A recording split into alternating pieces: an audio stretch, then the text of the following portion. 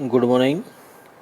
आज अपन बीए पाठ द्वितीय वर्ष का राजस्थान के भूगोल में राजस्थान की जलवायु टॉपिक पर यूट्यूब लेक्चर के रूप में अध्ययन करेंगे। इससे पहले अपन राजस्थान की जलवायु के 2 लेक्चर अपलोड कर चुके हैं। ये राजस्थान की जलवायु का तीसरा यूट्यूब लेक्चर है। भारत में परंपरागत रूप से 6 ऋतुओं का प्रचलन है, जो क्रम से बसंत ऋतु, ग्रीष्म ऋतु, वर्षा ऋतु, शरद ऋतु, हेमंत ऋतु, शिशिर ऋतु के रूप में प्रसिद्ध है। बसंत ऋतु जो मार्च से अप्रैल के महीनों के बीच में पड़ती है। ग्रीष्म ऋतु मई व जून महीने में। वर्षा ऋतु या रेनी सीजन जुलाई व अगस्त महीनों को माना गया है। शरद ऋतु सितंबर अक्टूबर के मंथ को मानते हैं। हेमंत ऋतु नवंबर दिसंबर मंथ को माना जाता है और शिशिर ऋतु जनवरी व फरवरी महीनों माना जाता है। अर्थात 6 ऋतुओं का प्रचलन है संपूर्ण भारत में। उत्तर भारत, दक्षिण भारत, पूर्व भारत और पश्चिम भारत। अर्थात अपन कह सकते हैं संपूर्ण भारत में रहने वाले निवासी 6 ऋतुओं को मानते हैं। अलग ऋतुओं के अनुसार अपनी फसल का उत्पादन या अपने रीति रिवाज, अपने त्यौहार को मनाते हैं, जो क्रम से दे रखे हैं।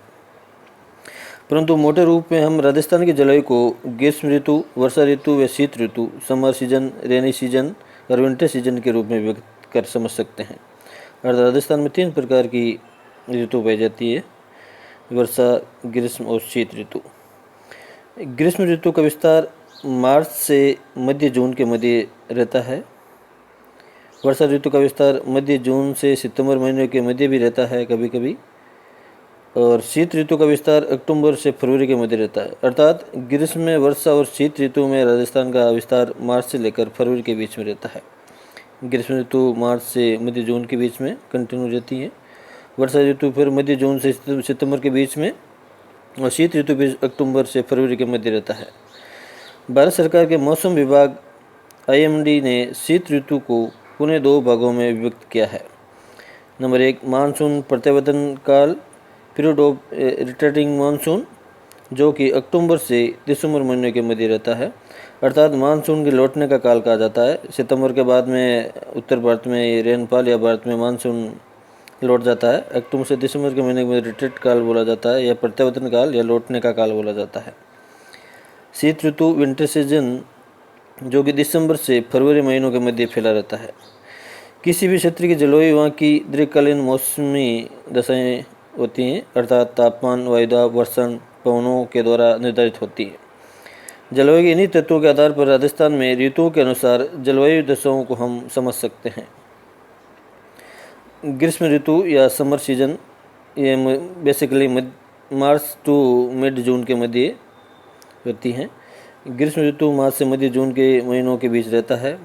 23 मार्च को सूर्य भूमध्य रेखा इक्वेटर पर सीधा या लंबवत चमकता है, अर्थात इक्विनॉक्स की स्थिति उत्पन्न होती है।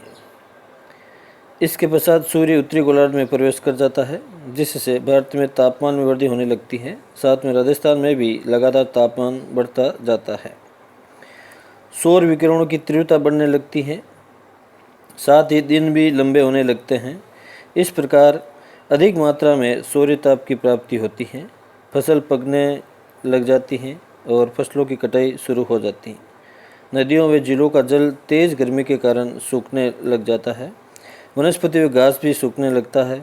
मई आते आते कई जगहों पर, विशेषकर पश्चिमी राजस्थान में, दिन का तापमान 40 से 45 डिग्री सेंटीग्रेड के बीच पहुंच जाता है।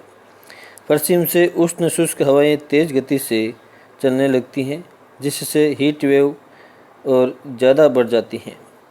जून महीने में राजस्थान में तापमान अपने अधिकतम स्तर तक पहुंच जाता है। विशेषकर वेस्टर्न राजस्थान के कुछ क्षेत्रों में दिन का तापमान 48 से 50 डिग्री सेंटीग्रेड बीच पहुंच जाता है, जैसे चूरू, फलौदी, जोधपुर, बीकानेर, गंगानगर, जैसलमेर आदि। इसके अलावा अलवर, जयपुर, भरतपुर, धौलपुर, जालोर, पाली, नागौर, कोटा, भीलवाड़ा, बूंदी, झालावाड़, बारां आदि में मई जून के महीनों में अधिकतम तापमान 45 डिग्री सेंटीग्रेड के आसपास रहता है।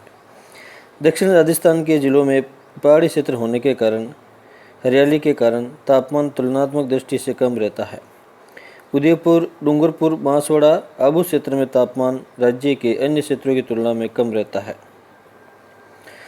21 जून को सूर्य कर्क रेखा ट्रॉपिक ऑफ कैंसर पर सीधा चमकता है, लंबवत या वर्टिकल चमकने लगता है। इस स्थिति को समर सोल्स्टिस कहते हैं। इस दिन उत्तरी गोलार्ध में दिन की लंबाई सबसे अधिक होती है।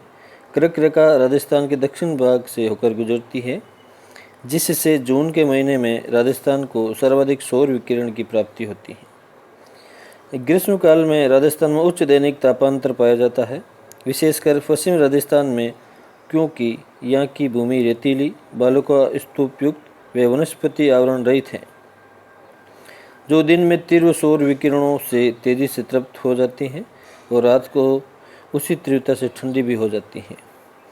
हाड़ौती क्षेत्र या कोटा संभाग में उच्च तापमान बालू का स्तूप युक्त बलुआ पत्थर युक्त चट्टानों के तीव्रता से गर्म होने के कारण होता है। कोटा स्टोन या सैंडस्टोन या बलुआ पत्थर के कारण तेज गति से चट्टानें गर्म हो जाती हैं, जिसके कारण उच्च तापमान देता है। ग्रीष्मकाल में सौर विकिरणों की तीव्रता, उच्च सौर ताप, शुष्क हवाएं या ड्राई विंड्स, अत्यधिक वाष्पीकरण व नाम मात्र की वर्षा के कारण आर्द्रता की मात्रा कम रहती है। प्रातःकालीन आर्द्रता 30 से 35% तक रहती है, परंतु दोपहर में तापमान बढ़ने पर यह घटकर 10% रह जाती है। कभी कभी यह आर्द्रता घटकर 5% तक रह जाती है। विशेषकर पश्चिम राजस्थान में आर्द्रता की मात्रा 1 से 5% के बीच रहती है, जैसलमेर और बाड़मेर में। मई जून के महीने में राज्य में लू का प्रकोप रहता है। लू एक प्रकार की स्थानीय पवन है, लोकल विंड्स है, जो उत्तर पश्चिमी भारत में ग्रीष्मकाल पश्चिमी दिशा से प्रभावित होती हैं। यहाँ ये समझ कि पवनें दो प्रकार की होती हैं। नंबर 1 प्रचलित पवनें, गृह पवनें, जो विशेष वैश्विक स्तर या ग्लोबल पर नियमित रूप से प्रभावित होती हैं, जैसे कि व्यापारिक पवनें, पछुआ पवनें, ध्रुवीय पवनें, ये प्रचलित पवनें हैं। स्थानीय पवनें जो किसी क्षेत्र विशेष स्थानीय भौगोलिक परिस्थितियों के कारण किसी नियत समय में प्रभावित होती हैं, जैसे लू एक अति शुष्क पवन है जिसे जनजीवन वनस्पति पर बुरा असर पड़ता है। हालांकि पूर्वी राजस्थान में अरावली का अवरोध होने के कारण लू का प्रभाव पश्चिमी राजस्थान की तुलना में कम रहता है, क्योंकि अरावली बैरियर का काम करती है, अवरोधक का कार्य करती है। ग्रीष्मकाल में राज्य में सर्वत्र धूलभरी आंधियाँ का प्रकोप रहता है। पश्चिमी मरुस्थल व अर्ध शुष्क भागों में पूर्वी भाग की तुलना में धूलभरी आंधियाँ अधिक चलती हैं। कभी कभी धूलभरी आंधियाँ तूफान का रूप धारण कर लेती हैं। इनके जाने के पश्चात वर्षा भी होती है, जिससे तापमान में गिरावट आ जाती है। कभी कभी अत्यंत संवहनीय गतिविधियाँ के कारण धूलभरी आंधियाँ वायु भंवर उत्पन्न करती हैं, जिससे डस्ट डेविल भंवर धाराएँ के नाम से भी जाना जाता है। इसे स्थानीय भाषा में बुबुलिया भी कहते हैं। इनकी गति बहुत तीव्र होती है, जिससे भौतिक संपत्ति को नुकसान होता है। आकाश में अंधेरा छा जाता है और दृश्यता बहुत कम हो जाती है। डस्ट स्टॉर्म व डस्ट डेविल की समाप्ति के पश्चात कभी कभी वर्षा की बौछार आ जाती है, जिससे तापमान में एकदम से गिरावट आ जाती है। कभी कभी डस्ट स्टॉर्म के साथ ओलावृष्टि भी होती है, हेल रेनफॉल भी होती है।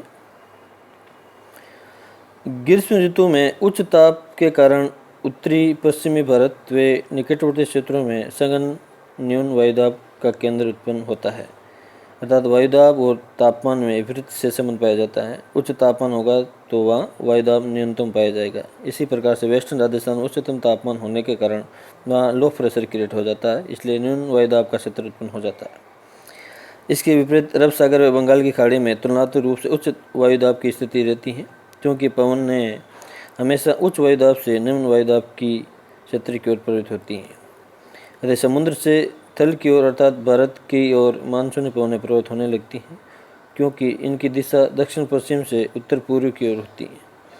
अतः भारतीय मानसून को दक्षिण पश्चिमी मानसून भी कहते हैं, और इन्हीं मानसूनी पवनों से भारत वर्ष में अधिकांश वर्षा होती है। मानसून उत्पत्ति की यह व्याख्या बहुत सरल है, क्योंकि मानसून की उत्पत्ति एक सरल और जटिल प्रक्रिया है। Thanks for watching.